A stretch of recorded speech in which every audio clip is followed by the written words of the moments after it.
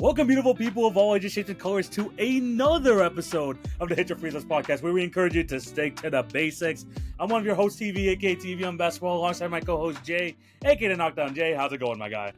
Hey, bro, we've been working real hard this offseason to provide as much content as humanly possible. TV, we've done every single positional ranking, and we are finally to the crescendo of the series. I'm enjoying the process that we've been through so far, and it's going to be even more fun to finally cap things off with this final list that we have in the series, bro. Yes, 100% Jay. And Jay, this is not like the other episodes. We had some other topics sprinkled in. You know, there was some news here and there that we had to discuss. But Jay, we're just going straight top 10 here. Top Yes, 10 players in the NBA.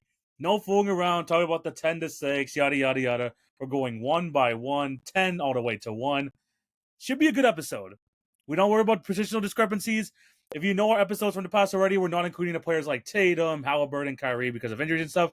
And we're going with our straight top 10 players that are going to be playing this season, basically. So it should be a really good episode, a great cap off to the series. You definitely want to sit back and relax to this one because this could, especially near the bottom of this list, Jay, this could get real interesting. But yeah, thank you for checking in with us. Should be another good one. Before we get into that one, though, Jay, we do have to plug our socials. Make sure you follow our individual socials at TV on Basketball, at the Routine Jumper. Those links can be found in the description down below. In terms of the Hit Your Free Throws podcast, make sure you follow us on TikTok and Instagram for the best daily NBA content where you have the picks. You got the different news, the series, the clips, all that good stuff can be found over there. Also, check out YouTube Shorts. You'll be able to find some of our short form content over there.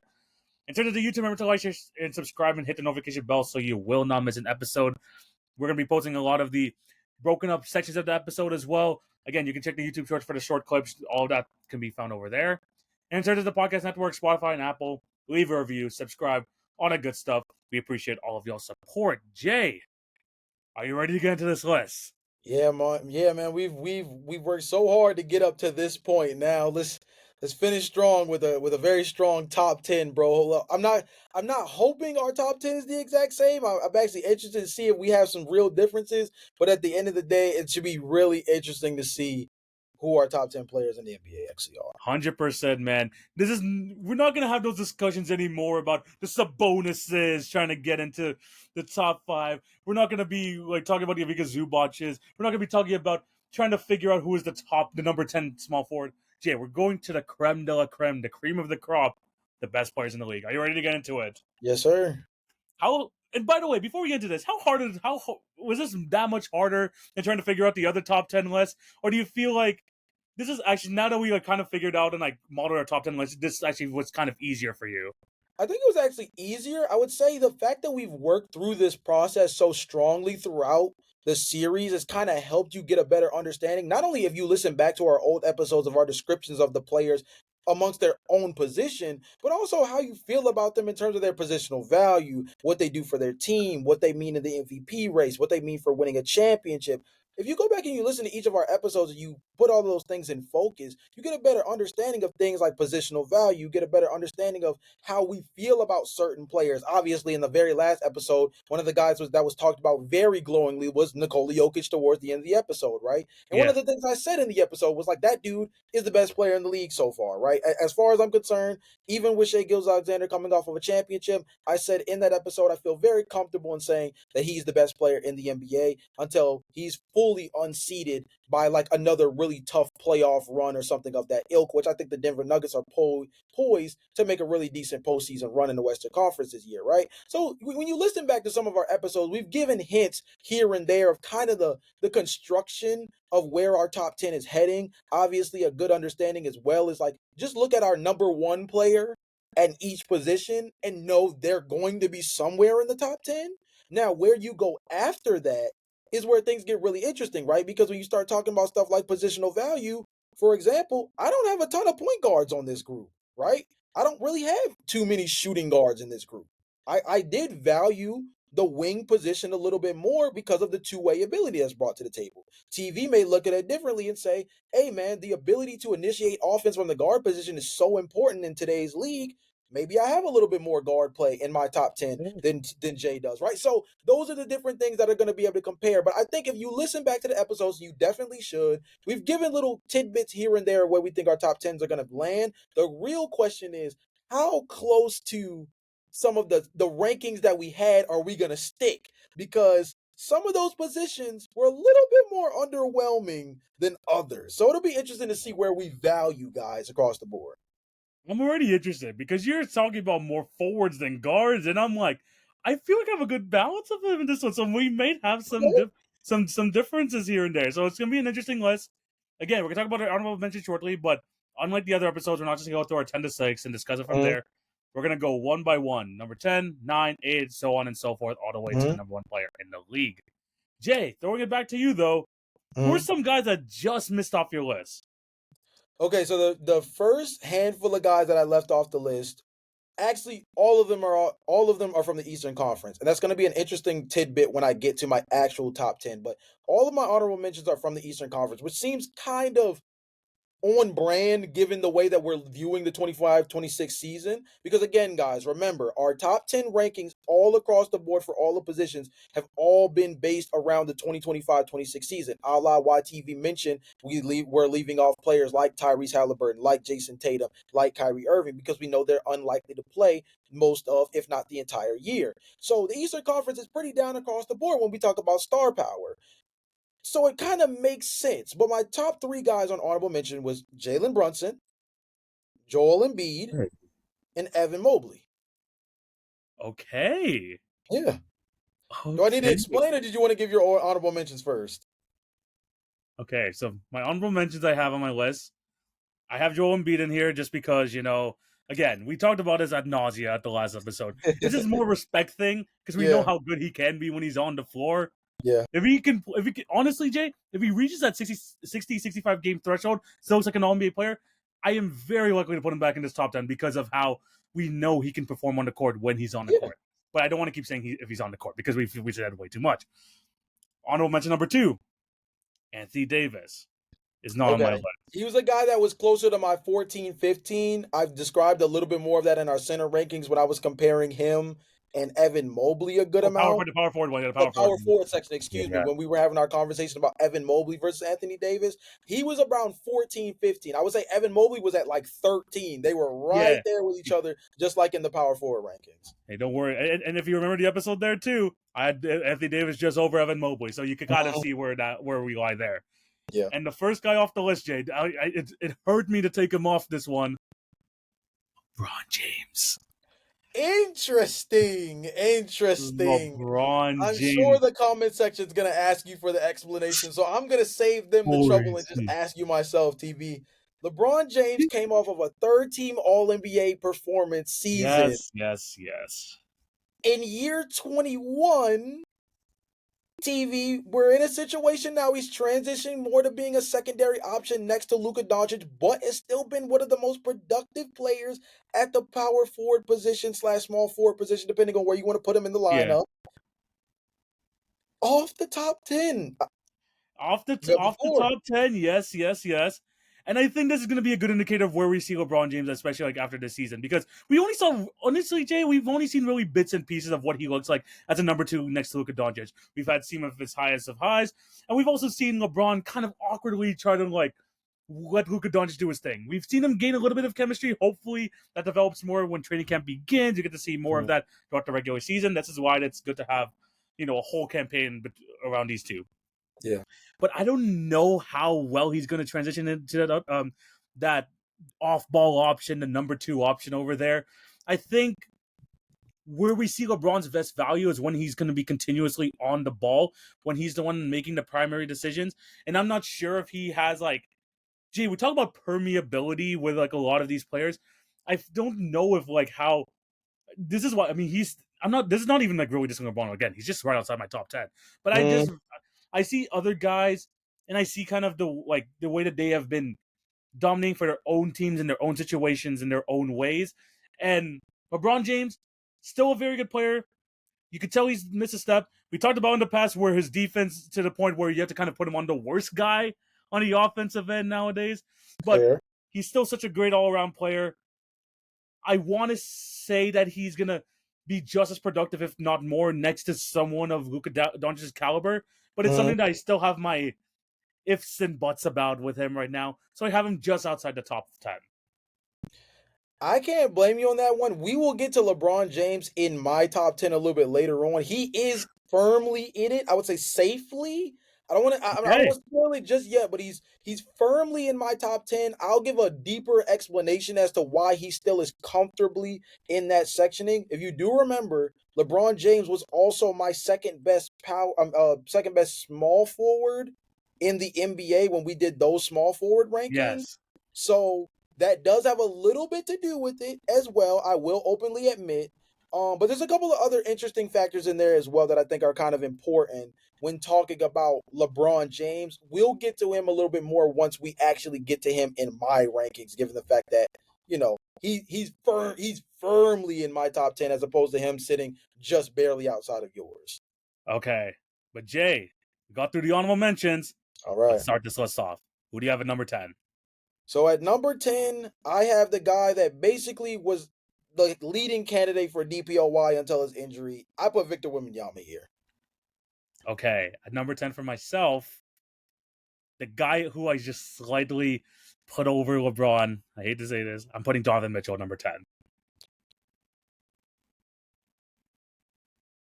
Whoa. Donovan Mitchell. Whoa. Donovan Mitchell firmly in the 10. I'm not going to He's lie. just Donovan Mitchell. Mitchell was a lot closer. He was a lot closer to my 16 through 20 than he was my top 10. I have to be honest with you. Okay, let's talk about your Victor Wembanyama. Okay. Actually, you know what? Let me go to my Donovan Mitchell because I feel like this is like a bit more of a shock. Ooh. Whoa.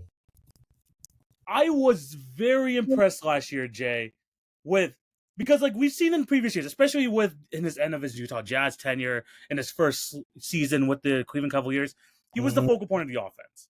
Yeah. To be complete, he was the main scorer of the offense, the main initiator, and a big part of that was the missing of Darius Garland due to injury and stuff like that. So we've seen him just completely take over games on the offensive end. What I liked about him this year is his ability to play off ball a lot better now, with Darius Garland being the number one number one ball handler.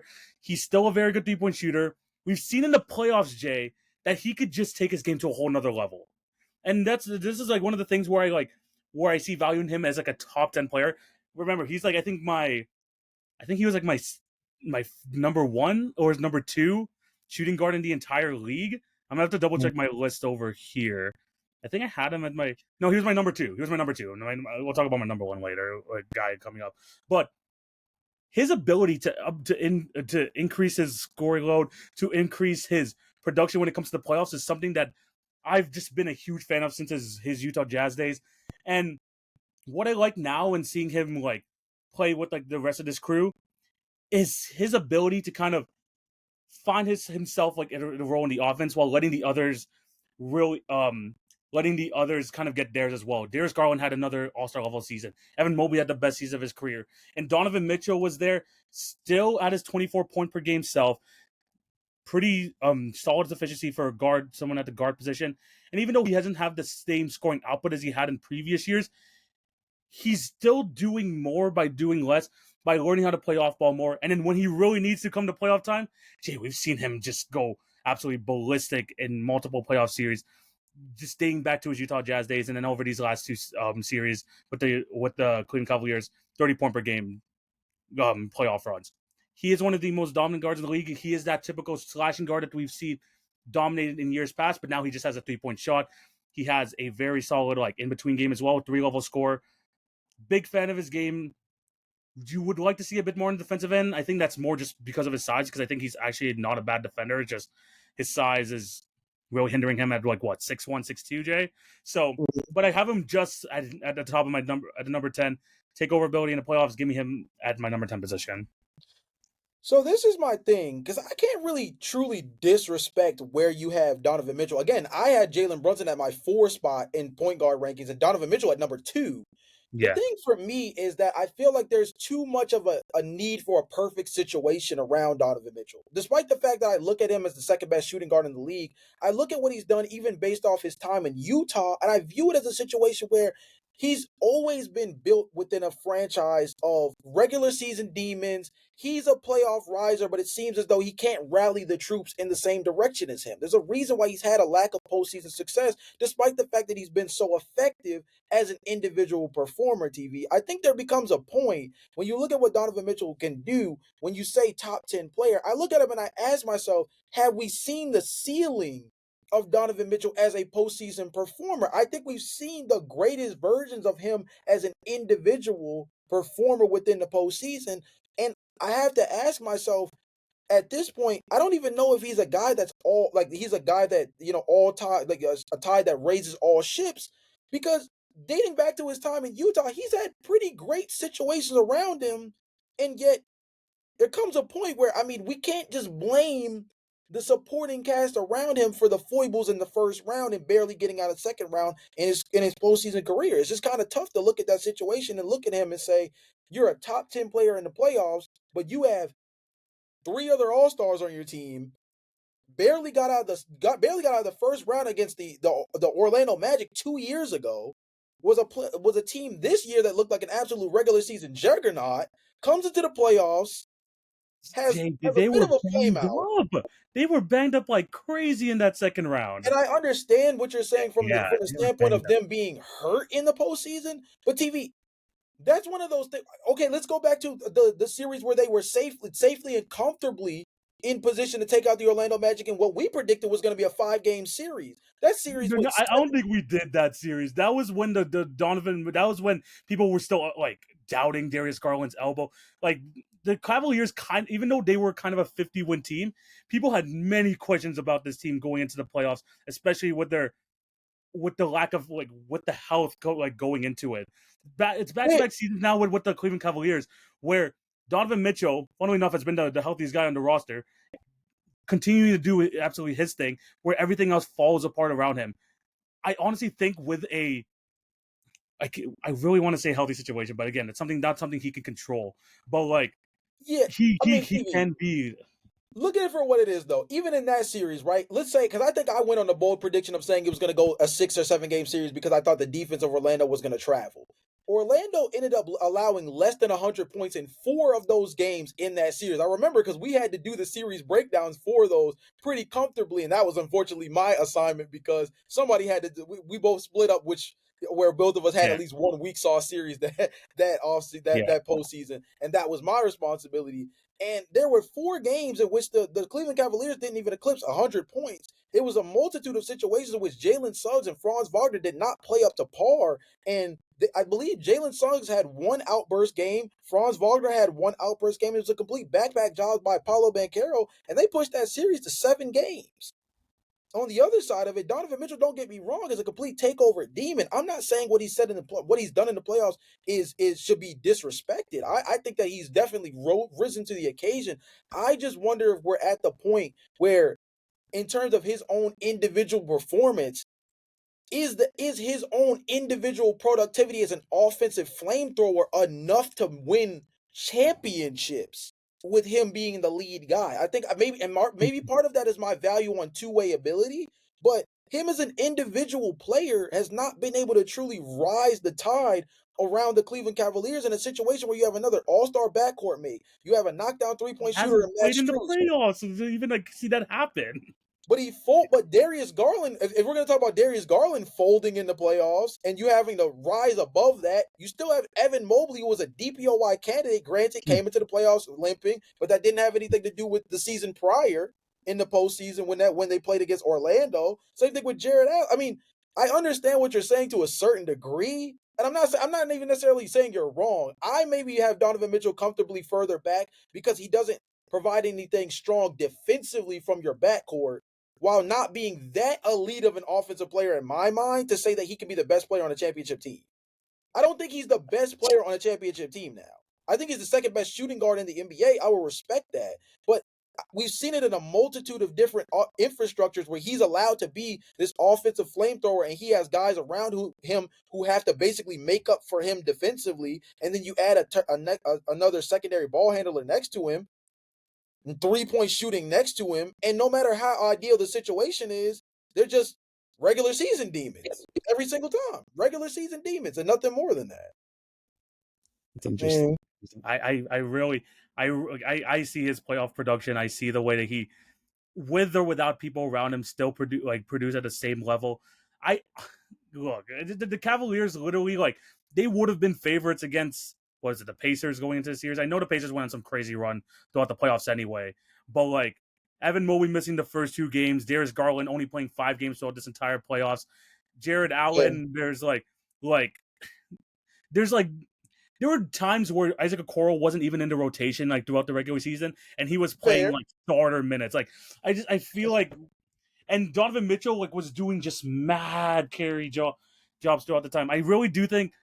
Is there a question that maybe he could not be a number one on a team, like number one scoring option on a championship team? Maybe there is.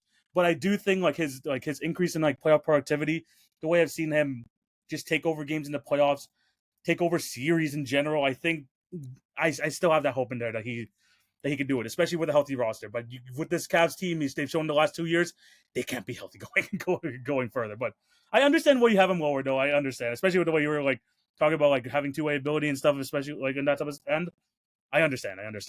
And don't get me wrong, honestly, Jalen Brunson should probably be closer to Donovan Mitchell in my rankings, if we're being honest, just even based off my own analysis, because you can make a similar option, you could make a similar comparison for Jalen Brunson. Outside of what he provides as a high-level postseason performer offensively, he needs a lot of defensive infrastructure too. Josh Hart, Mikal Bridges, OG Anunoby, right? When you look at what they were able to do with Mitchell Robinson when he was in the lineup healthy, it was a completely different dynamic. Obviously, when Jalen Brunson and Karl Anthony Towns were the two main offensive weapons on the floor, it completely changed their defensive ceiling. You can make the same argument for Jalen Brunson being a little bit lower on the list, or use the argument I make for Donovan Mitchell to raise him closer to where Jalen Brunson is, because you can make an argument they're maybe on a similar level. So I'll give you that as somebody that maybe I need to put a little bit more respect on in terms of upside. But as far as I'm concerned, I feel like my biggest thing when I talk about top 10 players in the NBA is I feel like these are guys that can still lead a team to a postseason berth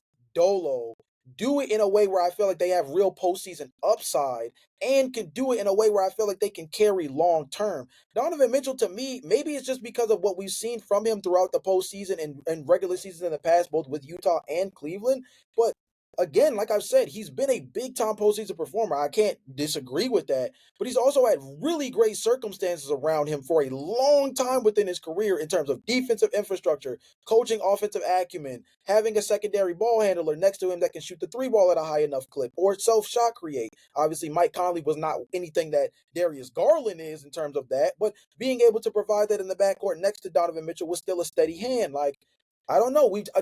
I feel myself leaning more towards Donovan Mitchell being the best secondary option on a championship team in the NBA than a guy who I think will lead you to the promised land, unlike some of the guys I have in my top 10. Like Victor Wembanyama, who in my list, I think is a guy who, with a healthy roster around him and a healthy season, already has the defensive acumen to be a top level defender in the NBA, and also has the offensive output to be a dude that, with the right team infrastructure, he's going to be a dude that I feel like can really do damage in the postseason and make long-term runs. His situation is all about team construction around him, because he individually is already a big enough tide to lift. I think with Donovan Mitchell, he's kind of a part of the boats in a way. He's the biggest boat on the water, but I think he's kind of a part of the boats right now in terms of the way the Cleveland Cavaliers are constructed. Yeah, interesting.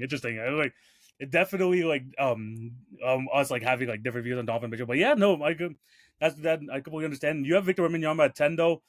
I would tell you right now I have him at number 9, so I have him like just like slightly above where you are. So yeah, talk about Victor Wembanyama because I'll like follow up on that. So, I mean, Victor Wembanyama was comfortably on my top 10 because I feel like the only thing that's holding him back now is the team structure. I feel like at this point, team structure and him being healthy are obviously the two biggest things. He played 71 games in his first season, which makes me feel pretty comfortable about the fact that if you don't have something as freakish as a blood clot injury situation, this is a guy who I feel like can comfortably be in an all NBA conversation on a season to season basis, right? He's worked heavily in the offseason in terms of being able to get more and more healthy. I saw him working with KG in the offseason as well, a guy who has a lot of post presence. I think that'll be very important for Victor Wembanyama, obviously, standing at 7'3" as a dude that needs to be more active within the paint. I saw a stat that said he took nearly 9 3-point attempts per game. Granted, shot league average at 35%, but he shot nearly nine attempts from beyond the arc and shot 10 attempts from within the arc. That shot distribution for a guy that big, you want to see that change a little bit more, where he's operating more as a pick and roll threat, a guy who can operate more as a rim runner, things of that nature. At 7'3", he just there's a world where the game gets easier for Victor Wembanyama if he decides to simplify the game more. If he decides to move closer towards the basket, yes, exploring the studio space has probably been the biggest let's say goal of the San Antonio Spurs through the first 2 seasons of his career. But I think now, as we start to slowly build a team that really is supposed to be competent around him, with De'Aaron Fox, with Stephon Castle, with some of the other things they've done on the margins, it's time to start operating with the thought process of actually trying to play winning basketball. I think in 25, 26, he's going to be a guy that shows a lot more paint presence. I think that 3-point attempts number drops down closer to maybe 6 or 7 as opposed to closer to 9 and 10.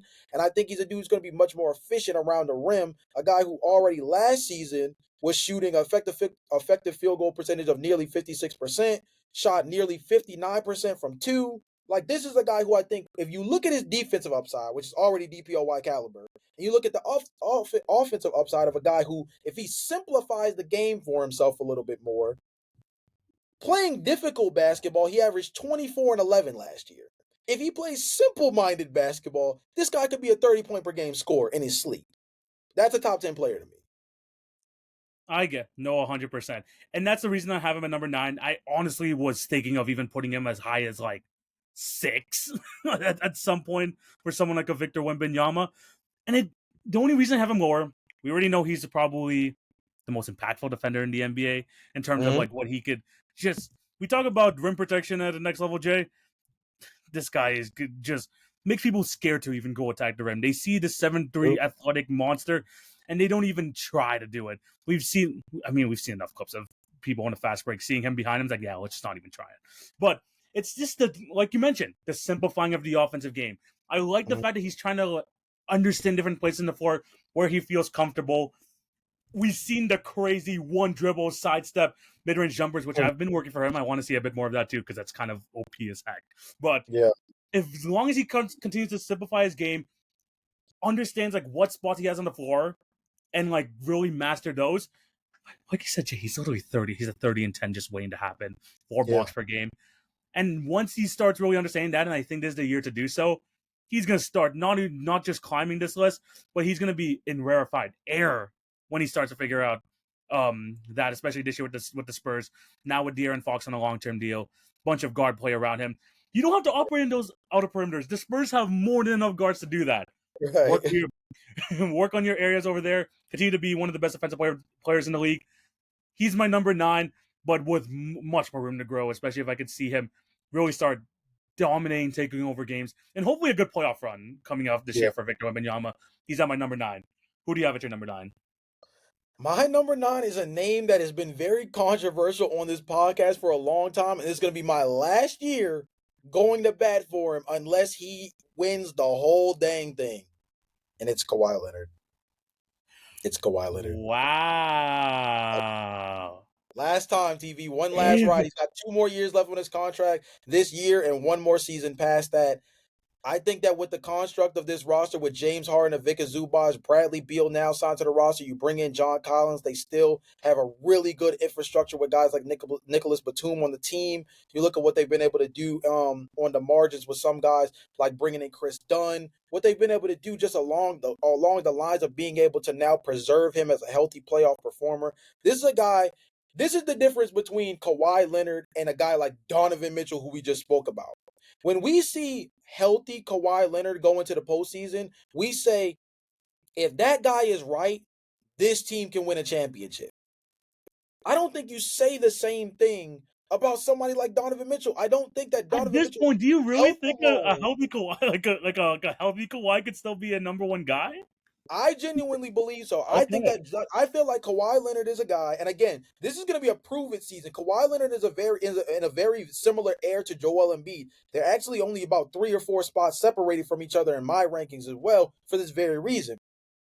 Kawhi Leonard, and this will be a big prove-it year. If I end up having to eat crow for this one, I'll take it on the chin. But what I'm saying is, personally, when I look at Kawhi Leonard as a postseason performer, what he's able to do on both sides of the floor and what he's able to produce as a number one, especially in crunch time on a team like the LA Clippers as a primary shot creator, this is a dude that's still one of the best to do it when healthy. Now, again, that caveat is so strong, right? Obviously. But this is a guy that is a true number one in postseason play. He is a guy that we've seen time and time again do so at a high level. And the biggest questions we have about him now are the regular season productivity. But if we're talking about postseason production, this is a guy that I feel very comfortably saying if he goes into the postseason healthy, this is a Clippers team that even if they are an underdog, you're picking them much more strong. You're picking them much more safely because you know they have Kawhi Leonard on the team. Even if you pick the Clippers to lose, you're looking for a distant Clippers series because you know that Kawhi Leonard has the chance to pop off at any moment as a postseason performer. When it comes to some of the other guys that we left off of the list, even Jalen Brunson, for example, who I think has really proven himself over the last 2 years, his takeover factor as a two-way player is not the same in the same stratosphere as where Kawhi Leonard is as an impact player on both sides of the floor. Kawhi Leonard, again, this is me casting my net out one last time to give him some respect on as a postseason performer and what he's able to do as a two-way wing. And I said this at the top of the podcast that I put a lot of emphasis on two-way ability when talking about your ability to rise tide, be a tide that raises all ships, right? When you're talking about being a top 10 player, I need you to be a player that's either so exponentially offensively dangerous that your team cannot fail with you on the roster, or you are so effective as a two-way player that you are a guy that can make an impact on in every single play on the basketball floor as long as you are on the court. And Kawhi Leonard, to me, this is my last big bet on him. This is my last big swing on him. Hopefully he proves me right. I'm gonna keep whenever Kawhi Leonard's being. I need to point this out because he's the one who brought that for us. Right. I respect it. I'm glad that you're talking so glowingly about Kawhi Leonard. I'm not as comfortable as you to put him as like in that rarefied air in terms of especially offensive ability. I mean, like I know he can like have bits and pieces of that throughout the year as he chooses to at this point because like he kind of just needs to like at this point we're like, okay, Kawhi, it doesn't really matter what you do in the regular season. Just please be Right. healthy for the playoffs. But it's just a deterioration of his body. I don't think you can rely on him as much as an offensive player to be considered a top 10 guy. And the defense, yes, it is still elite. He still like doesn't have the same sort of like lateral quickness as he has back in the day. I feel like, I mean, we know what Kawhi Leonard is. He is a top 3 player in basketball, but as of right now, again, kind of closer to like my 14, 15, maybe a bit just lower than that, just because of like reliability and Yeah. seeing like what he could do from from season start to season finish, whether he could finish that or not. I do appreciate your hope in him though. It makes me hope that he could still No, have one last playoff run. totally fair, by the way. Yeah, Totally fair to yeah, throw that out. The same bashes that I might have for Donovan Mitchell in terms of what I think he is as a number one, the same bashes you could throw at Kawhi Leonard for saying, but he's only a number one for spurts and stints, as opposed to being a guy that you can be truly reliant on. I can see yeah, from both yeah. I know. areas. And having Kawhi Leonard at 9, like I said, this is a little bit of grandfathering in. This is also me taking this is what I considered my big swing of my top 10 list as a guy that I just believe heavily in going into the 25-26 season. Because at the end of the day, that's what our list is based off, guys, is who we think Yeah, are the best 10 players going into the 25-26 season. I have the belief that Kawhi Leonard is going to have a big time season. Hopefully play more than the 37 games he played last year and be a yeah, guy that's highly productive for an LA Clippers team that, like, let's be honest, TV, with everything lined up for them. I mean, you brought back Chris Paul. You have Chris Dunn on the roster. You bring in Bradley Beal. Like, you go across you still have James Harden.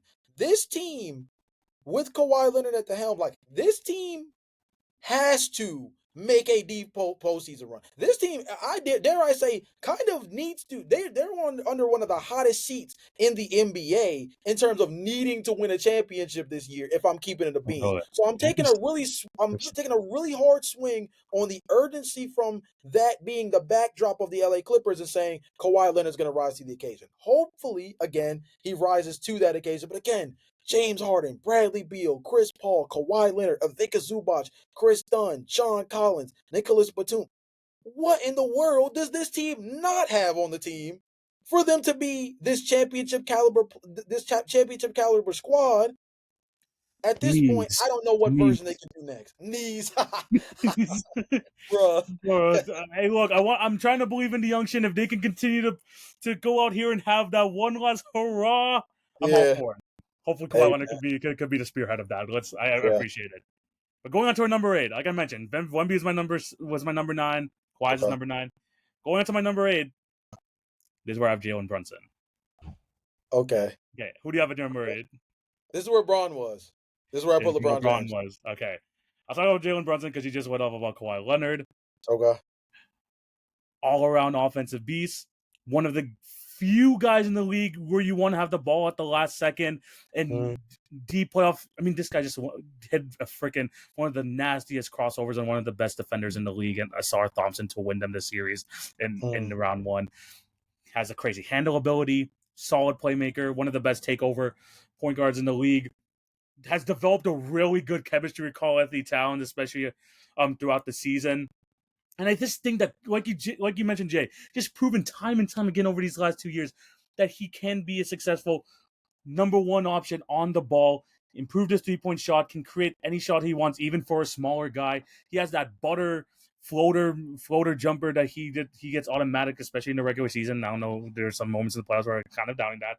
But just crazy offensive ability, and has, with a good roster that the Knicks have had, can continue, especially going on this year with like an unhealthy East, could ease, in my opinion, there's a clear path to a conference championship and a potential Haas appearance with Jalen Brunson at the helm. He might be a little bit too tough for his own good in a sense where he will play through absolutely everything. But I think that's more of like a Knicks culture thing. I mean, at times that kind of hurt them near the end of the playoff run. But this guy is able to withstand through injury, has shown that he could be a big playoff performer and two playoff runs in a row. As you could see, though, I might be retracting something back from my point guard list, but he is at number 8. I think my biggest thing with Jalen Brunson is one of my biggest question marks for Coach Mike Brown is we know that Tom Thibodeau has a history outside of his defensive acumen and having starters play 40 minutes a game, right? One of the biggest things offensively is his reliance on the point guard to dominate the basketball. And one of the biggest things that I think hurt the New York Knicks in the postseason, and particularly, was Jalen Brunson's inability to get other players involved. Right, a lot of the production from guys like Josh Hart, or even if you go back to that series where Dante DiVincenzo put the Superman cape on a few years ago, right, and different scenarios like that. A lot of those scenarios are built out of chaotic offensive developments. But in terms of creating easy offense for the team, Jalen Brunson plays a very difficult brand of basketball. He's a guy who dominates in a heliocentric way that, yes, he is very effective as a guy who can score for himself, but he doesn't make the game easier for the guys around him, despite the fact that he has guys that fit very well permeably across his roster. When you look at dudes like Mikal Bridges, OG Anunoby, I would even argue Karl-Anthony Towns to a lesser degree, as guys that I think offensively can work really well off the ball. They're not incorporated in the offense as smoothly as you would think they could be for guys that fit so seamlessly within different kind of offensive schemes. Now, could that be more on the back of Tom Thibodeau's coaching style? Potentially. Or it could be on the back of the play style of Jalen Brunson. This year will be a very good indication with Mike Brown at the helm, coming from the background of being on teams like the Sacramento Kings, where his number 1 facilitator was a big man in Domantas Sabonis, with his lead guard being De'Aaron Fox. or he coming from a background where he was a assistant coach with the Golden State Warriors, where of course the two big time ball moving decision makers were Stephen Curry and Draymond Green. Right now, you walk into a scenario with Jalen Brunson and Karl Anthony Towns. It'll be interesting to see if they're able to put together some of those nuggets from those other two teams to have a little bit more ball movement and facilitation, because Jalen Brunson, to me, is just the best high volume scoring guard in the league. As an individual scorer, he's just the best high volume scoring guard in the NBA. But outside of that, he was a defensive liability throughout the postseason, particularly in that postseason playoff series against the Indiana Pacers, where him and Karl Anthony Towns were picked apart. And when you think about him in terms of his offensive generation, again, outside of him, he doesn't really create simple offense for anybody else. But is there anyone else that can even like come closer to being like a secondary ball handler on that team? Because Jalen Brunson, for me, like one of the things why I have him like high, like pretty high up too, is he's a pretty good off the ball player. I know people don't like they don't see it much in the Knicks because he is, and again in a Tom Thibodeau system, like you mentioned, Right. is the heliocentric point guard option because he refuses to develop guys like Tyler Kolek, who is a very good playmaker, to even have like split minutes with him. Although it is hard to get split minutes with him because you can't have two small guards in the lineup. But the fact that they built a lineup with OG Anunoby, Mikal Bridges, Josh Hart, and Karl Anthony Towns, there's no one really there to help. Like, is there any other really like true like ball connectors, ball movers to really like set the game? I think the Knicks have That's really. what Mikal Bridges and OG Anunoby are connecting pieces offensively. They're knockdown 3-point shooters. The wing ability allows them And to they have been, and build Jalen back up Brunson the court. develops it still develops quite a bit of opportunities for them. I mean, OG and like maybe Mikal Bridges had a slow start to the season, but we talked about how he picked it up near the end of the year. But OG Yeah, Anunoby had a very good season though, like, averaging like over 17 points a game and like having like career highs in 3-point shooting. I think Jalen Brunson has a lot to do with that as well. I think he's better. For me, it's more of Jalen Brunson creating spacing with how much offensive attention he requires. But I Yes. don't necessarily see him as a guy at the point guard position who actually gets guys involved offensively in a way that's efficient. Again, I think the biggest thing, and I can double check this just to make sure I'm not tripping, but I think the biggest thing, and again, I will also preface this by saying this could be Tom Thibodeau's fault. I may be dinging Jalen Brunson a little bit for the mere fact that he played within a Tom Thibodeau offense. But yes, this was a top 10. This was a top 10 offense in the league last season, respectively. Top 5 in offensive rating and top 10 in points per game. A lot of that had to do with the overall firepower this team has. When I Yes. go down and I start looking at stuff like assists per game, let me double check this to make sure I'm not tripping. Okay, they were about middle of the pack, a little bit better than middle of the pack at 11 per game. So 11th, excuse me, Yeah. 27.5 per game. This is a team that I think I want to see more easy offense from this team. It looked Yeah. like, especially when you look at the postseason, it looks like everything is so difficult. And you can tell that's because they play in the half court so often. They were the fourth worst team in terms of pace of play last year. They're in the half court a lot. They are the grit and grind Grizzlies of the Eastern Conference when it comes to running Yeah. offense, right? Maybe that's part of it. And I hate to ding Jalen Brunson for that, but that's why this season will be so interesting seeing it in the Mike Yeah. Brown offense. No, I get it. I know, I 100% understand you, especially with the defensive limitations. I'm not saying that this guy is like any close to being like a positive defender. He's definitely a below average defender. But we've Mm. seen it even like in a Luka Doncic offense where Jalen Brunson has learned to really, Whew. Fair, like fair. learn how to play off ball. I mean, I just was looking at some other stats here. 47% off catch and shoot threes. This guy could Mm. definitely be like a really good off ball player. I think it's just the way the Knicks structure their offense and the fact Fair. that he has to really pound the ball because there's no one else you could trust to like really like be that secondary ball handler as much as you want because a lot of the guys are either rough and tough guys, be those hustle guys, or if you're calling Anthony Towns, you're going to be given the ball and you're not really passing it past that. So like, yeah. Fair. So hopefully Mike Brown at least gives some a bit more variety to his offense. He was able to do that with the Sacramento Kings, so hopefully he could do it here with the Knicks.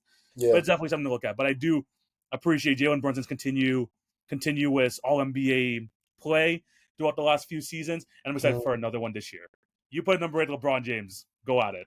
Again, this might be another swing for me in terms of like favoring the old guys. This back half of the top 10 is going to be very OG heavy. I will say this is my last hoorah for a handful of these guys who I think this is going to be their last high level all NBA caliber season. With LeBron James, again, he's coming off of a big time year where he was third team all NBA, a team that won 50 games, was third in the Western Conference, was a top 10 defense to end the season, even with trading Anthony Davis midway through the year. This team was highly productive with him as playing point forward. Once they brought Luka Doncic in, obviously it changed the offensive dynamic in terms of making Austin Reeves a guy who wasn't relied on as much on ball on the perimeter. But when you pair what LeBron James has been able to do as a productive 3-point shooter over the last 2 to 3 seasons, he shot 40% from beyond the arc last year on Yes. 7 attempts per game, highest volume of his career, paired with the best shooting splits of his career from beyond the arc.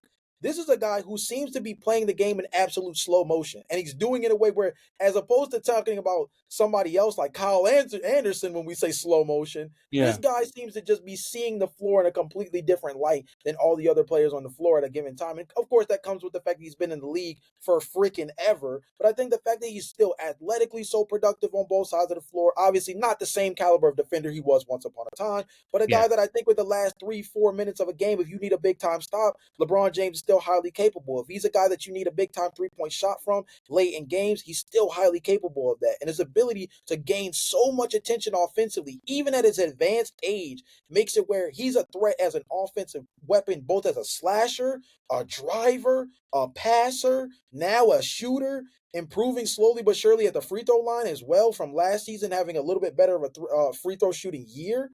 This is a guy who, even his quote unquote mid season, is still a borderline all NBA player and a guy that definitely is going to make the All Star team in any given season. Crazy to say that at his advanced age, like I've said a few times throughout this Hmm. explanation, but a dude that I just feel like is still a little too special to knock out of the top 10 just yet. I can understand why a lot of people are looking for the cliff, and I don't blame you. It's coming eventually. It's going to show up eventually.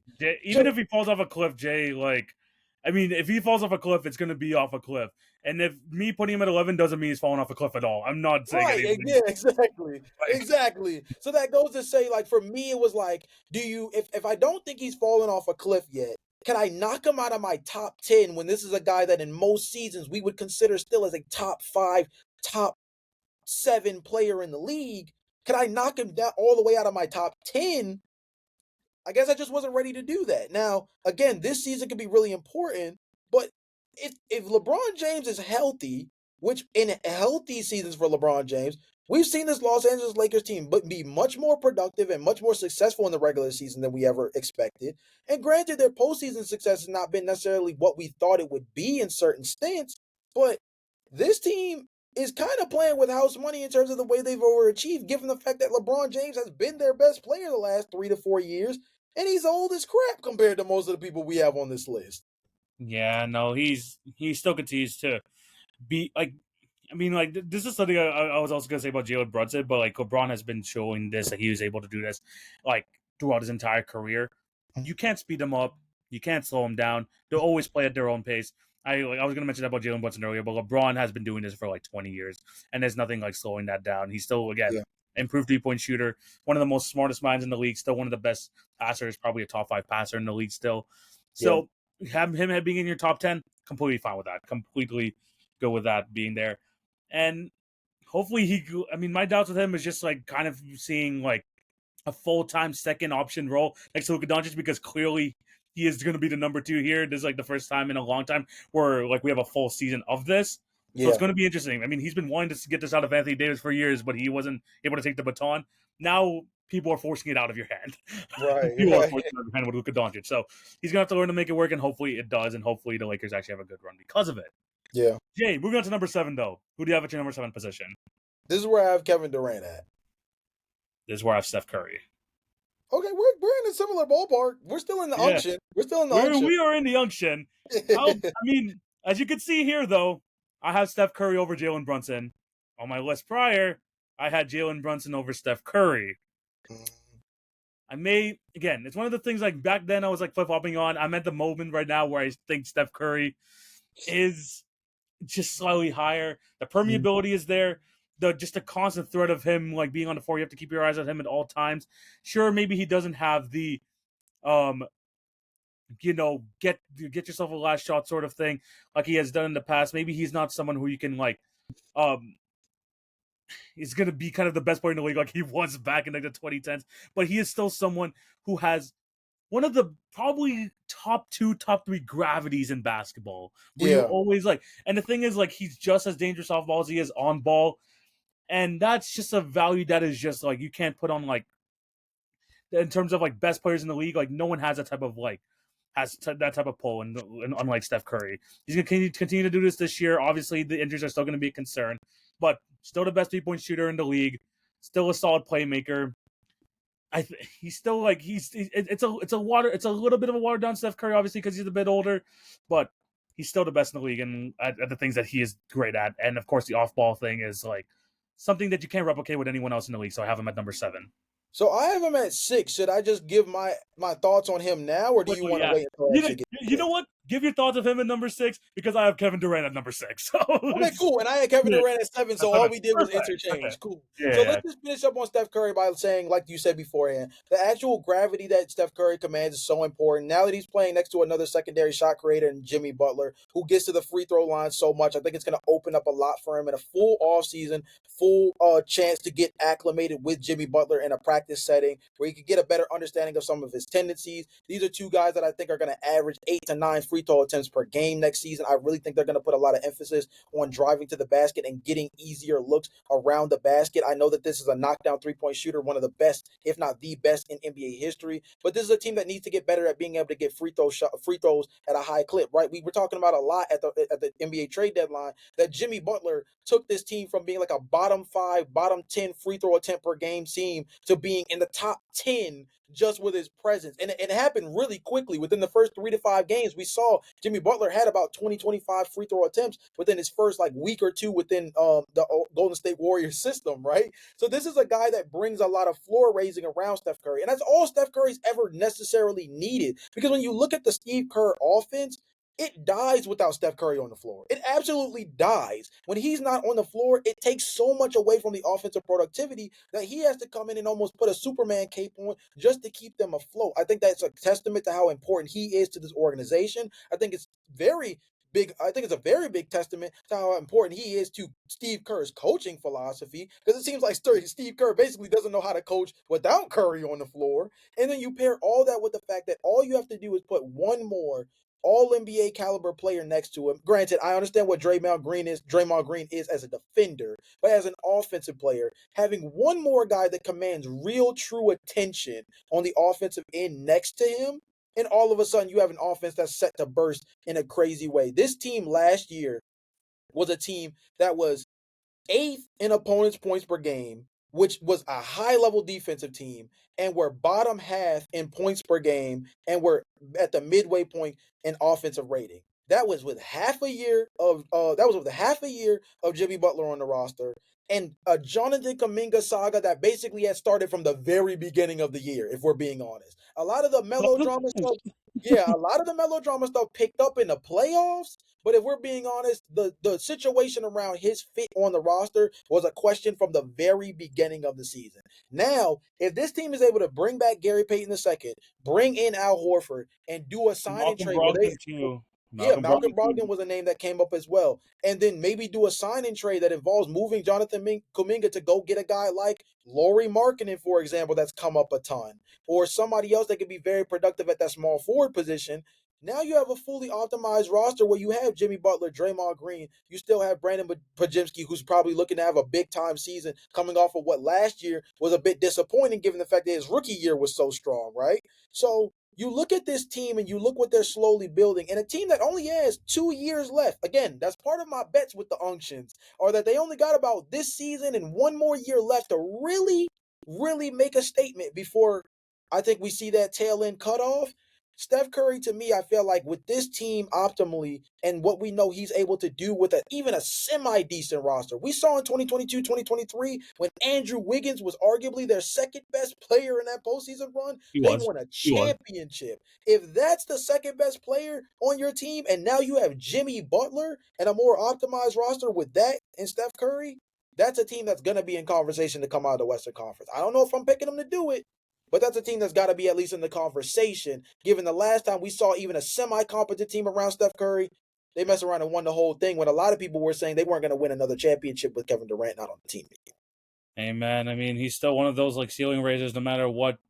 He's one of those players where you're like, anything we're gonna see would like a lot of the players like probably put like past Steph Curry on this list in like the top Yeah, 5. If you have them, you have a chance. And with yeah. Steph Curry, that is still the case to this very day. I mean, I have him at number 7. You have it at number 6.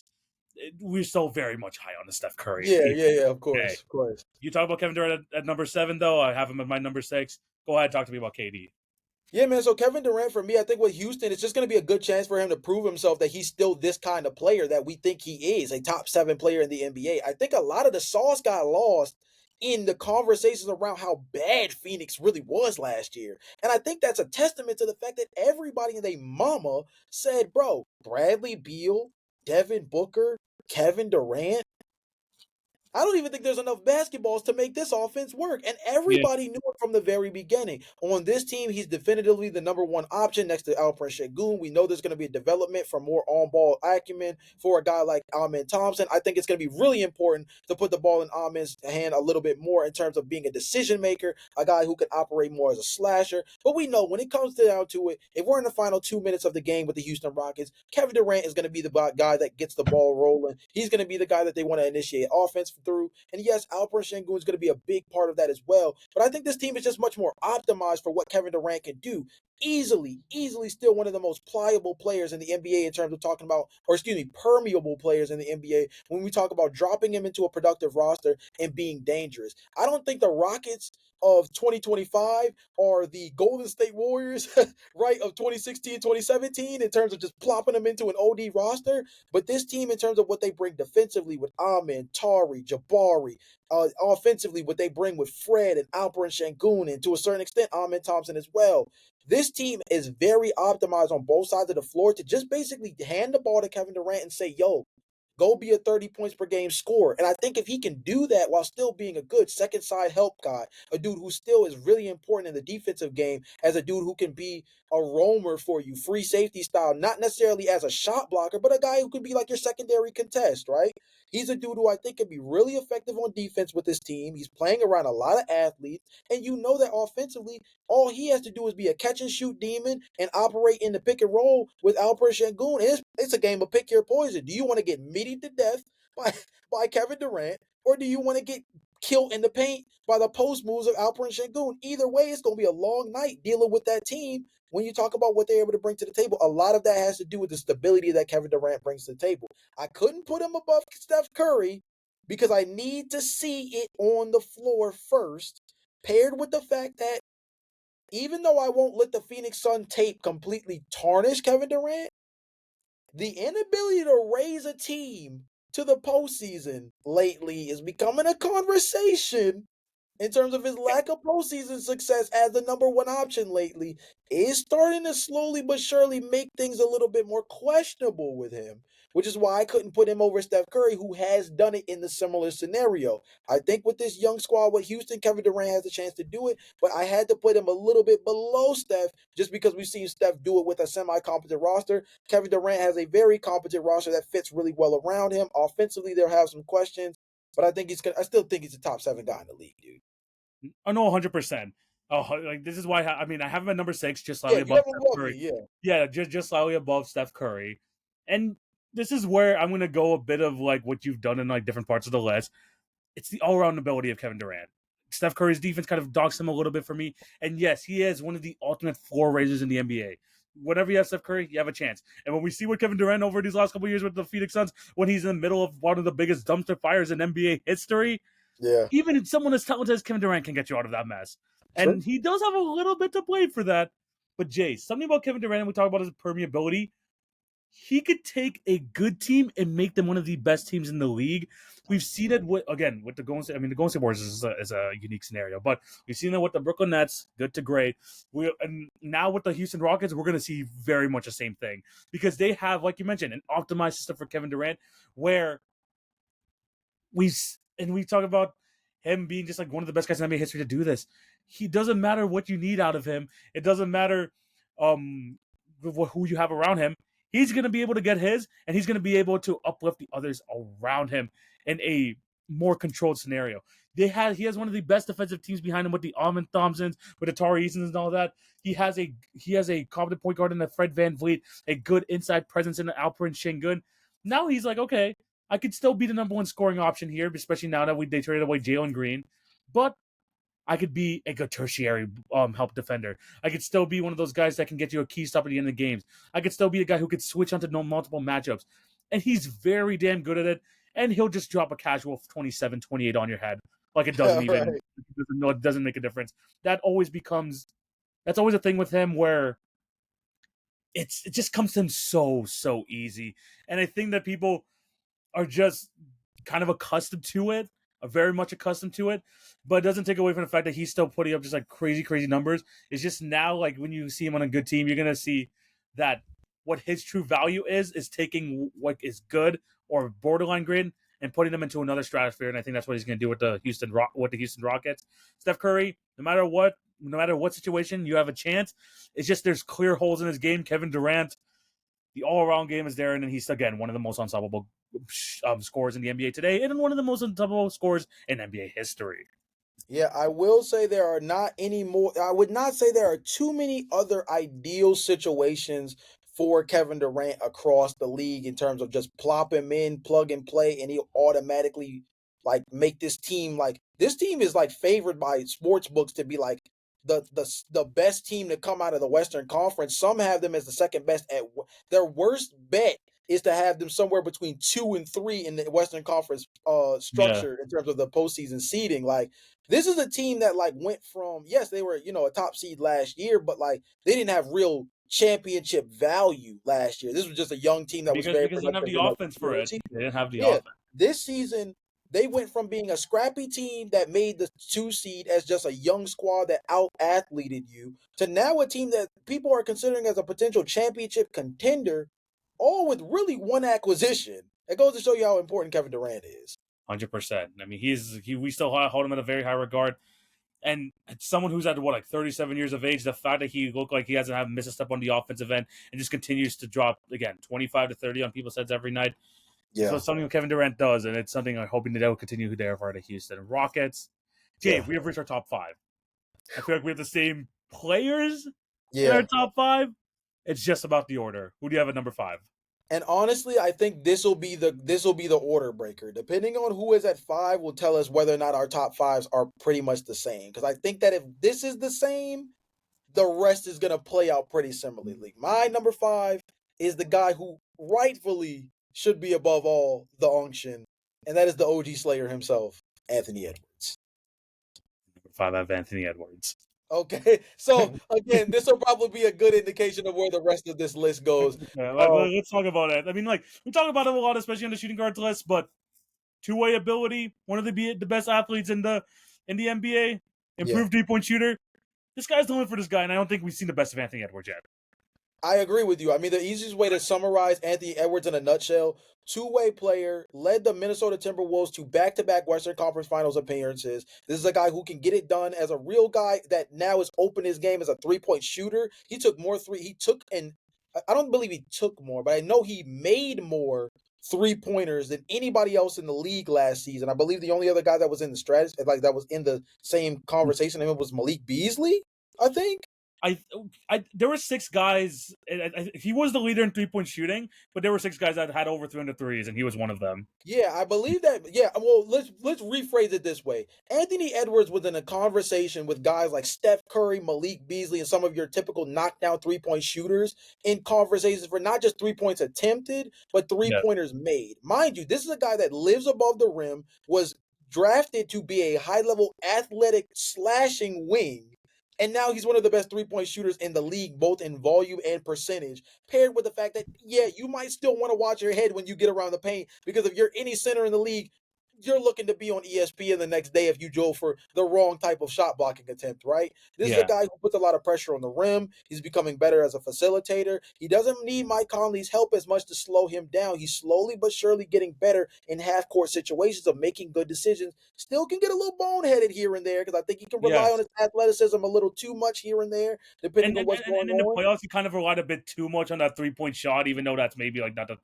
It's Yeah. learning to pick his spots. Learning to pick his Yeah. spots like player. Still learning to develop a real offensive game where the heat check three or the drive into traffic mid range turnaround jumper, you have to pick your poison both as the defender, but also offensively deciding whether or not it makes the most sense to operate that kind of way. When you do have guys like Dante DiVincenzo as a knockdown 3-point shooter, you have guys like Jaden McDaniels who's developing more on ball responsibility. Obviously, Julius Randle was an all NBA caliber player last year for the Timberwolves, right? So you look at what they've been able to do around him, paired with what Anthony Edwards has slowly grown into, which is easily the best shooting guard in the NBA and definitely one of the best two-way players in the entire league. I think a guy that could be an all NBA caliber defender in his right mind, if I'm being honest. If there was an all NBA defensive third team, you can make a really strong argument for Anthony Edwards to be on that list, right? You can maybe he doesn't make the top 15 defenders in the NBA, but he's a guy that I think you have to at least have a conversation about in a vacuum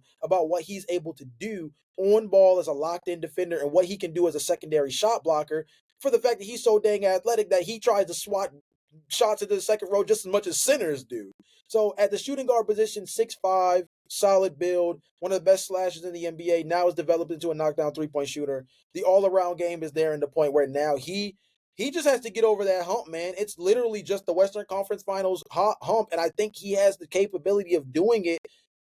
Them losing to Nikhil Alexander Walker, how much will that matter with what they've been able to do on the margins with guys like Rob Dillingham coming into his own and things of that nature? It'll be interesting to see what that development looks like. But this is a team that, as long as Anthony Edwards is locked in, I mean, you can't count Minnesota out because every time we bet against them last year, TV, and the year before, so man, Gotta give them the respects now. We gotta give yeah, them the man, it's about that time. It's 100%. And I mean, look, I have him at number 5. I talked about him shortly. Jay basically covered the rest of it. It's more because we know he has all the tools now. We know that he has the 3-level scoring. It's just when and where that's appropriate that he has to kind of get like a hang on, and that will come with time. That'll come with age. He's still in his like early 20s. He has a lot of time to figure this out. But the fact that we've seen that he has the full arsenal on the offensive end with a growing playmaking game as well, we know that he can, when he wants to, in playoff scenarios, he'll take on the best guy on the other team as well. He's not afraid of that challenge. We just want to continue to see him develop in that way, maybe become even a better defender. And again, shot selection is a huge one. But we know that now that we know that he has a consistent 3-point shot, the fact that he had 320 last year was absolutely crazy. I'm excited to see what he's able to do next season because we're expecting even more from him. And I think he's up for the challenge, and I'm excited to see what he could do next. Jay, you said after this it might get a little bit easy. Who do you have at number 4? Luka Doncic. Luka Doncic at number 4. Yes. Yeah. Yeah. I'll start off here with Luka Doncic. I mean, Yeah. we talk about guys. I mean, this is probably the same thing we're going to say about Nikola Jokic. But when you have someone as impactful on the offensive end as Luka Doncic, it doesn't matter what you have around him, he'll make it work. He's a walking 30, 10, and 10. He can hit the 3-ball, maybe not as efficient as some of these other guys in the league, but he has some of the most deadly 3-point shooting abilities, and he has unlimited range. He has the inside-out game. He can get other people involved. Maybe he's one of the most heliocentric players in NBA history, Jay. He could be. But you can't tell me it doesn't provide results. Yeah, There are facts. results to go through it. And the thing is, he does this with such ease. He's done it with multiple different types of, he's found success with different types of play styles on his team. Whether you look at the Kristaps Porzingis, Jalen Brunson days, when he made to the NBA Finals with freaking Kyrie Irving and a hodgepodge of centers over there in Dallas, and now he's doing it against one of the best players in the NBA history, in LeBron James. He'll continue to find his way. He'll continue to just be just as an effective offensive player. And I know people are going to point out the defense, and I think this is why we don't put him into that top 3 conversations, because we know that he has Nikola Jokic-like ability of just impacting a game so much on the offensive end. Right. But he's shown that he can get picked on multiple times during multiple series throughout the playoffs. But it doesn't matter because he is just that good on the offensive end. And he'll just continue to even get better in playoff times. We've seen this man average like 33 points a game in series, and it's absolutely crazy. Yeah. He's number 4 on our list. There's not much more to say. I mean, again, one of the biggest things too, and this is a separator between Anthony Edwards and Luka Doncic. And actually, I had a little bit of trepidations with this because I actually had Anthony Edwards above him for a slight When minute. you did your preamble beforehand, I was like, "Is this guy gonna put N over Luka Doncic?" But then I'm like, "Okay, he's Yeah, still." and the reason for that came down to the fact that we saw in that very series against the Lakers, right, the lack of defensive ability for Luka Doncic in that series really Hurt. cost the Lakers a ton, right? And I look at you overall look at what Luka Doncic is. At the end of the day, the tiebreaker for me was we said that the biggest hurdle left for Anthony Edwards is to get past the Western Conference Finals. Well, let's not let last season completely like Jedi mind trick us into not remembering that 2 seasons ago, Made to the Luka Doncic was finals, playing in the NBA Finals, right? and he So already made a conference finals prior to that as well. So yeah, exactly. So that was the tiebreaker in my personal opinion because this is a guy that's gotten to that ceiling before. This is a guy that the last time he was fully healthy and full blown productive was in arguments to be a top 2, top 3 player. This is a guy that for the last 4 to 5 seasons has been some's preseason pick to win MVP, right? This like that doesn't just all get erased by the fact that now he had a quote unquote down season in half a year with the Los Angeles Lakers. I can't jump off that it's bandwagon not just even a yet. down season, Jay. It was potentially maybe like a bad blemish in the playoffs. It was not a down season. He still found his way there. Exactly. And now with a full training camp, now fully understanding the roster that he has with him, he's going to continue to be that same player. It just really depends on like how good this was a conference is because we talked about already a couple of like pretty damn good contenders. I don't know where the Lakers fall in that, but they definitely have a chance, just like the rest of these guys. So yeah, Luka Doncic for us, both at number 4. Jay, who do you have at Definitely. number 3? Number 3 for me is Giannis Antetokounmpo. I have Giannis Antetokounmpo at number 3. Go Yeah. ahead, Jay. I mean, this one is pretty straightforward as well. This is a guy that was in conversation for MVP and kind of fell into the weird Elgin Baylor year of just like the other dudes were just going too crazy. So the fact that you This pair could have that with been Giannis Giannis's best Antetokounmpo. statistical season, which is Yeah, insane. I mean, Giannis, yeah, this exactly. Giannis had his best statistical season last year on a team from Milwaukee that everything around him was completely falling apart and still was just completely insanely productive. Don't get me wrong, it's maybe taking a little bit of a step back defensively, but you can make the argument that that's just based off the way the team was built last year with the Yeah, fact that Brook Lopez was trusted to be much more of a shot blocker last year than he's ever been trusted to be in past seasons, especially given the fact that like they didn't have as much perimeter defensive ability they on the traded Chris outside. Middleton for Kyle Kuzma. I mean, Yeah, that alone is its own question mark, paired with the fact that the offensive gravity of Damian Lillard was lacking all season. So yeah. they didn't have that type of productivity in the backcourt. They're going to be going into a year where Kevin Porter Jr. is their starting point guard.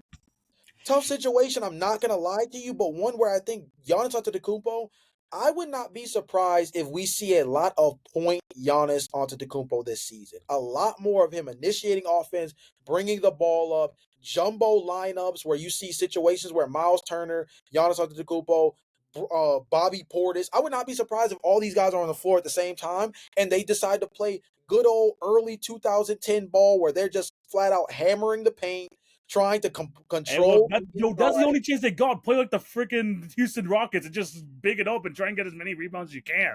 Yeah, I think this is a team that's going to rely a lot on offensive rebounding, a team that's going to rely a lot on slashing, getting to the rim, offensive rebounding, putbacks. This is going to be a team that I wouldn't be surprised playing a lot of jumbo lineups next year with Giannis Antetokounmpo maybe not being the de facto point guard, but a guy who I think is going to do a lot of the bringing up the ball. He's already had, experience doing this, but I think he's going to get a lot more responsibility as the guy initiating offense, being a decision maker as a facilitator, being a dude who's going to have to be more trusted in the mid-range area. And he slowly but surely was developing that Getting last better. year. He's getting Actually, better for was sure. growing a bit of a mid-range game last season. That stuff's going to be really important this year. But Giannis Antetokounmpo has not slowed down really as an offensive player. Still one of the most dangerous freight train slashers in the league.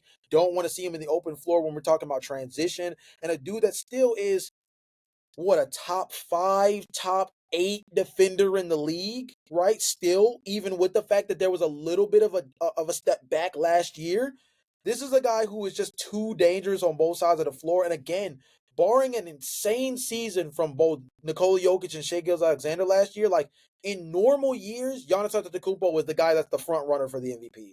Last year, it was just so insane that he became under discussed at some point, where we got to Yeah. a point in the MVP race where it was like, all right, it's only two guys, despite the fact that Giannis was averaging 30. What's hilarious is that Jay, this is most of the race last year. It was Jokic and Shea going back and forth, and we're like, okay, Giannis is 3. Who's the other? Right. Like, what's happening at the top here? Right. Yeah, Right. that was most of the list. He's gonna continue to do so. Again, this might be possibly the worst Bucks team he's had around him, like especially in years with the way that they've been able to stay Yeah. competing over these last like 5 to 6 years. But Yeah. he's gonna continue to get his 30 and 14. He's still gonna get his like 1.5 blocks per game. Can still get on the open court. No one, he's still unstoppable, Jay. He's still unstoppable on that end. One of the best shot blockers in the league. He'll just continue to do that throughout next season. It just maybe won't result in as many wins because the Bucks are not looking great. And that's not a fault of him. It's the fact that they have a $20 million non-player there in Damian Lillard and just bad Bucks management. But yeah, shout out to Giannis. He's still number 3 on our list. Jay at number 2. I put Shea here. I kept Shea here. I wanted to put him number 1 with everything that just happened this past season. Okay, I was. This is gonna be my thing. I'm like, this could be where Jay kind of like throws on me and puts Shea at 1 and Jokic at 2, but I too as well. He's my favorite guy in the league right now. Shai Gilgeous-Alexander is my number 2 as well. Tell me about Shai Gilgeous-Alexander. The Yeah, most complete guard in basketball at the moment. A guy who you could make an argument is, again, another dude similar to Anthony Edwards, could be an all NBA caliber defender if they expanded it to like 15 guys as opposed to 10. he You was a already borderline all NBA all defensive second guy already. Anyway, so and really the only reason he didn't get the nod is because his team has like 3 other dudes who are capable of the same thing. yeah. Kaysen Wallace, Alex Caruso, and Lucas Dort. I mean, even Jalen Williams, Jalen right? Williams made it, didn't he? That's right, Right, yeah, Jalen. Jalen Williams did make it, right, of Yeah, he course. didn't make But I'm it. Yeah, saying, like, he has a handful of other guys who can take up the spots before you even get the Shea, right? yeah. So this is a guy who's a borderline top 10 player defensively, especially when you give and when you factor in what he does, particularly at his position, could guard 1s, 2s, and 3s in a pinch. Obviously, one of the best offensive players in the league. Yes, a lot of people will look at the free throw merchant stuff or whatever you want to call it. This is still one of the most dangerous mid-range shooters in the NBA. One of the better operators in the half court in the NBA at the shooting guard. At the point guard position. Excuse me. A guy who is still very dangerous in transition, able to slow the game down and play at his pace. A dude who plays passing lane so well at the point guard position. I mean, everybody knows, if you've been listening to this podcast long enough, he is my favorite player in the NBA right now. He's my favorite player in the NBA right now. I am a big fan of the storybook build of his growth throughout the league, dating back to when he was initially drafted by the Clippers and what he's been able to build himself into. And I think he's just now surely became the most complete guard as a guy who can operate off the ball, on the ball, defensively as a roamer, defensively in a phone booth. Is he Lucas Dort good in terms of one-on-one on-ball defensive structure? No, he's not the best on-ball defender in the NBA at the guard position. I wouldn't even make the argument that he's a top 5 on-ball defender. But is he capable as an on-ball defender? Yes, and he's one of the best perimeter defenders in terms of playing passing lanes that we have in the league. You pair those two things together in terms of what he's able to do offensively as a 30-point per game guy, paired with the fact that defensively he's not a liability at the point guard position defensively in the way that a Oh, lot he's of the definitely guys we above. have conversations about He's usually are. definitely well above average. TB, let's just look at our list, right? You can make that argument for Luka Doncic. You can make that argument for Steph Curry. You can make that argument if you go to your list with Jalen Brunson, right? You go further down the list when we talk Donovan about guys Mitchell. like Donovan Mitchell, Trae Young, a lot of these other guards that we have conversations around. One of their big glaring stars is, but when we talk about defensively, they're a guy that you could potentially pick on. Not Shai Gilgeous-Alexander. Is he maybe, could you make the argument with just how high level of a defender group they have that maybe Shai is the quote unquote weakest link? Maybe, but that's saying a lot given how good their defense is, because on most defensive teams, Shai Gilgeous-Alexander is still a plus defender for most of the other 29 rosters in the NBA. Yeah. Shai Gilgeous-Alexander only happens to be the weakest, maybe the possibly weakest defender on his team. but he's got 4 other guys who are all NBA caliber guys. So that's not even saying much, right? So Yeah. that's just a special situation to be in at the point guard position. And again, it was really hard not to put him at 1. My biases almost made it where I put him at number 1, especially coming off the season he just did, but I just couldn't do it just yet. Not just yet. Yeah, no, honestly, I was thinking about it. There was a conversation in my head and a back and forth between him and Jokic. I put Shai Gilgeous-Alexander at number 2. Also, we talked about Anthony Edwards. Shea is one of those players where it doesn't matter what you do as a defender, he'll make you do what he wants you to do, which is just like such a rare skill to have. Where it doesn't matter where you think you're pushing him to a certain spot, where you think, oh, I finally got him. Maybe he's uncomfortable here. He's just comfortable wherever you put him. Again, that mid-range shot is unstoppable. He can get into the paint at will. He can slow the game down. He can play in transition. He has the all-around offensive game. And those complaints we had about Anthony Edwards, kind of knowing they have the full package, but understanding like time and place, Shea has that down to a T. He's Yeah. mastered it. If there's one thing that I think that we could say that Shea has mastered, and we talked about this with the Kobe's, we talked about this with the Jordans, where it doesn't matter what you do when a guy gets to their spot, it's just automatic. It doesn't really matter. We say that about Kevin Durant and his mid-range jumper. We say that sometimes about Luka and his, double left step back 3. He just has that, and he has multiple spaces on the floor where he can just get to and just continuously hit it down. He's a freaking 50% field goal shooter as a guard. That's already telling you like a lot of like about his game. He's number 2 for me. He's number 2 for Jay. But at number 1, we both have Nikola Jokic, and I think I can speak for you there. I mean, TV, isn't it just very simple to just like run back the tape from last episode? I mean, We don't even have to. We don't even have to. I'm not even. Here's my thing. I'm not even gonna say. Let's talk about, because we talked about Jokic last week. Yeah. How close is it between Shea and Jokic? Do you think like there's like a good chance that Shea takes him over after this year? I That think was gonna be that my question. this year is the question mark for me, because I feel like the Nuggets did everything to re-optimize this roster around Nikola Jokic once again, right? But again, there's an age gap that's significant between Nikola Jokic and Shai Gilgeous-Alexander, right?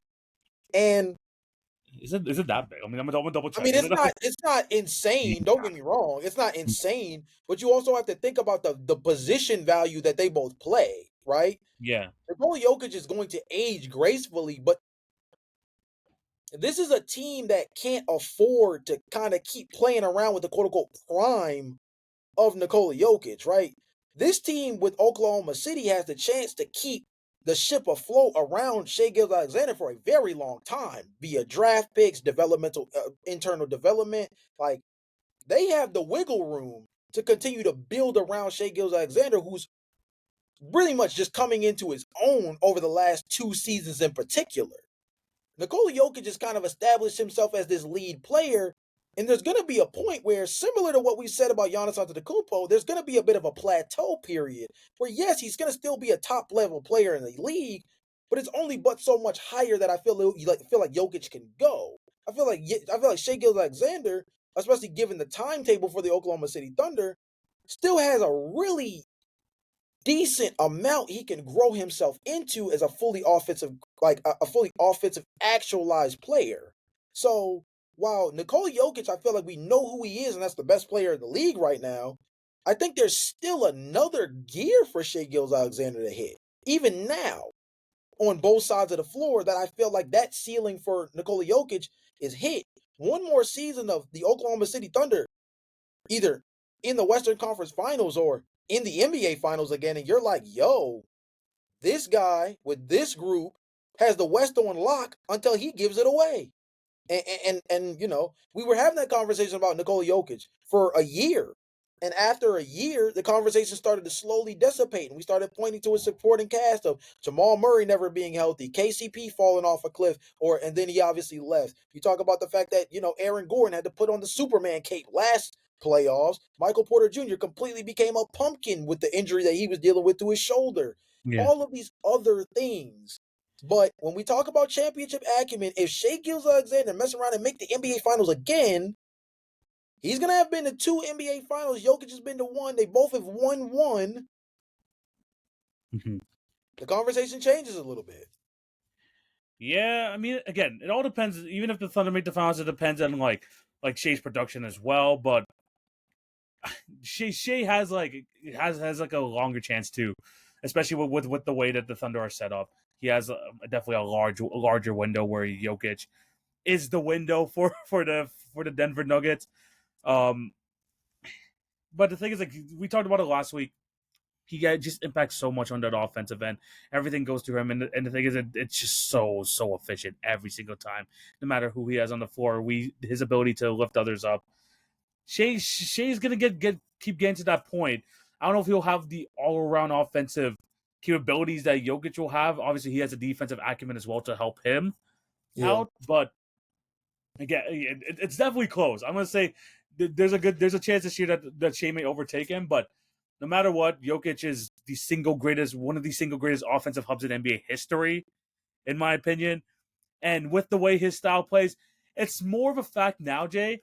It's not how long this style is able to last. It's more how long does Jokic want this to last? Right. If you know what I mean. This is Yeah. to that point because this is gonna just the vision's not gonna go away. The shooting and especially the way that he shoots is not gonna go away. The rebounding, he's a freaking 7'1" freaking like offensive rebound machine. He's just gonna continue to do that. This game is gonna his game's gonna age absolutely fantastically. It's just how much longer does he want to play the game of basketball? That's always gonna be the question to Nikola Jokic. True. True. That's what it is. But again, him and Shai Alexander definitely a conversation. But that's still me and Jay have Nikola Jokic at number 1. Jay, that is a top 10 list. How'd you feel about it? Yeah, man. Honestly, some really interesting debates. I could feel my philosophy kind of like changing a little bit as we got further and further through the conversations, just because it was really interesting to talk about just where how much we valued certain guys. The Donovan Mitchell debate I think is a really interesting one, and actually, kind of as we've gotten further through it, I feel a little bit better about Donovan Mitchell based off of your explanations of Jalen Brunson. I think actually was Yeah. the bigger thing that reeled me in a little bit more. So as a guy that I left off of my top 10, I think I shouldn't have had him so firmly Yeah. out of the top 10. I think Yeah. that's one of those things that you slowly but surely like convinced me of. So that was something that I thought was a really good part of the exercise. And kind of beyond that, TV, I mean, here's the biggest thing. We weren't completely crazy. I mean, outside of the Donovan Mitchell and LeBron James stuff, I mean, well, Kawhi Leonard was probably the biggest Yeah, I discrepancy think of all, right? But of course, like I said, that's my big swing of the yeah. top 10. But other than that, I mean, we were pretty lockstep. I mean, once you got the top 7, it felt pretty definitive. It was just all about what your order was, and that was really just Steph Curry versus Kevin Durant. Because everything else after that, Yeah. pretty calm, pretty Yeah, calm. 100%. It's gonna be interesting to see how this season plays out and see how we feel about these players at the end of this year. But there's a lot of legacies can change, a lot of chances for guys to prove it in a big way. Especially we talked about guys like Donovan Mitchell and Jalen Brunson. Same thing with Kawhi Leonard is continuing his chance to keep himself in top 10 conversations. There's a lot of good storylines to take away from this. Let us know down below what you guys think. Do you agree or disagree with top 10? Any guys that we didn't even mention that you're like, man, you didn't even guys have them in your honorable mentions in your top 10? We want to hear those down below as well. But Jay, it's the end of another fantastic episode. Thank you guys for watching. What do you have to tell these beautiful people going forward? I mean, we have a lot of stuff planned for them. Yeah, man. I mean, obviously, a ton of different content coming up as we start to get closer to training camp and the start of the regular season. I know football season is coming around the corner too. Do not forget about us in the sense of that, because look, we are going to have a lot coming out at the same time as all of that. This has also been a really great series, man. TV, shout out to us for being able to see it all the way through. I really enjoyed every episode of this series. It was a really big like think piece project for us to go position by position and really get a better understanding of how we feel about these players going into next season. I think it gives a really good understanding of how we feel about some of these teams next year. I think something that was really interesting about your top 10 list is that you're much more optimistic about the Eastern Conference superstars than Yeah, I am.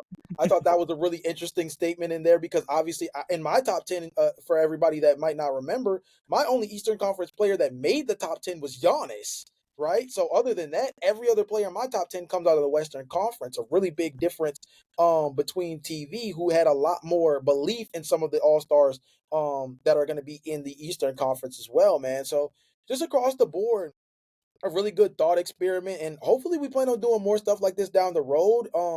I think it's different from just having shouting matches about certain stuff that's like, the Lakers, the Knicks, and the Philadelphia 76ers every day, and just talking about how X, Y, and Z storylines connect. I mean, look, that's all good and dandy, but like really thinking of some of these nuances of the game is where the basketball conversations are heading, and me and TV hope to be able to like step at the forefront of some of that stuff. Yeah, So 100%. And yeah, and there's a lot of stuff coming up for you guys. We have the WNBA playoffs coming up very yeah. soon. So be on the lookout for a WNBA playoff preview. We have a big collab episode coming out soon in terms of talking about all-time NBA drafts. So I think that's going to be a really fun episode for you guys to dig your teeth into. Then we got, of course, season previews, over-unders. Jay, we just have a lot of content coming out for these guys, and we're excited to talk about it. So yeah, Facts. we make sure to tap in on it to hit your free throws. TikTok, Instagram, YouTube, all that good stuff. You can find us everywhere. There, all our links will be found in the description down below. And make sure to catch us up for next week because you're gonna see either multiple episodes. Maybe the next time you see us, you might just see us talking about the WNBA playoffs. Not gonna lie, but we have a bunch of episodes lined up for you. It should be really fun, and you want to make sure you're tapped into the Hit Your Free Throws podcast for all of that. Yeah. But yeah, thank you guys for watching. Hope you all have a fantastic day. This is TV. This is Jay. We're signing out. Peace.